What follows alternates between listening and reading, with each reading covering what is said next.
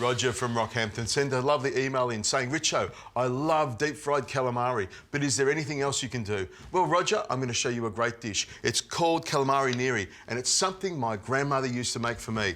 What you need is a good, solid pot, because this is going to braise for about an hour and a half to 2 hours, nice and gently. You want something that's going to be able to hold the heat and keep the moisture in. I've got some garlic, some celery, some onion, some chilli, and a little bit of spring onion, and I'm going to pop that straight into my pot. Now, to lubricate that and get it frying up, I'm going to add some extra virgin olive oil, and then I'll give it a great flavour as well. I'll put about a quarter of a cup of extra virgin olive oil in here, and you can hear that starting to fry up beautifully. What we want to do is sweat off these ingredients so that all the flavour goes through the sauce as this braises very, very slowly over a couple of hours. I'm also going to put some black pepper in there, a good twist of black pepper.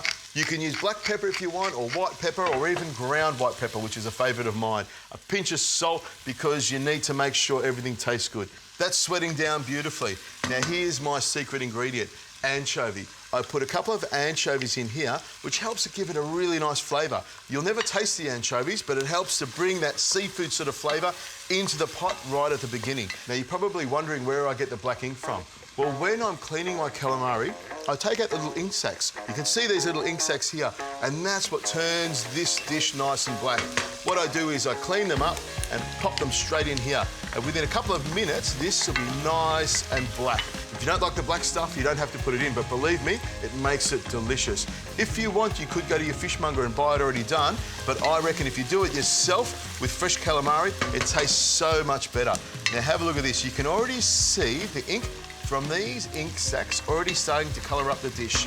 Now, you can see I've got my calamari here, the wings, the tentacles and the bodies sliced nice and thin. In they go as well. What I want to do is turn it up and get some heat in here so the calamari starts to cook. And you can see that ink is going all the way through it. A couple of minutes and then we'll put some red wine in here.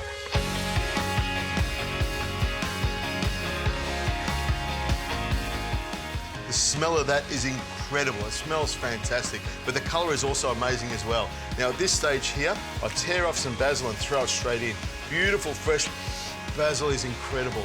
And I'll also put in some red wine, a nice amount of red wine. I'm going to put in about 500 mils and get that simmering away. I'll also put in some tomato passata, about 700 or 800 mils of tomato passata, until that calamari is well covered. Now, all I need to do is give that a stir around to make sure that basil's nicely mixed in. And look at the colour. Another hour or two, and this will be a beautiful black sauce, and the calamari will be nice and tender. All I need to do is pop a good lid on top of it to seal in all those juices to make sure they stay in there. Turn that down to a very slow braise, and this will be delicious.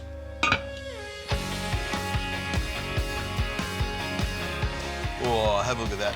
That sauce is nice and thick, and the calamari is nice and tender. This is the way to put it together. I've got a fry pan here, and I'll take a nice couple of ladles of sauce into this pot here. It's just starting to bubble a little bit.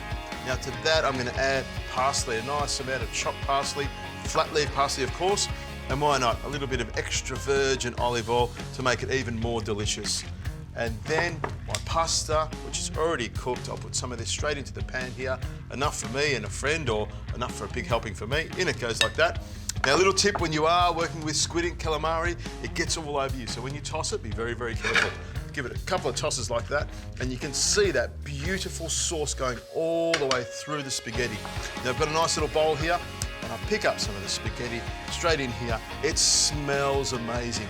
Some of that straight onto there like that, and you can see the calamari's gone all the way through it. And just for a little bit of a sparkle, I take a little bit of the sauce and pop it on top. That looks incredible. Now, I'll just taste the calamari. It is so tender, so tasty, it's almost sweet.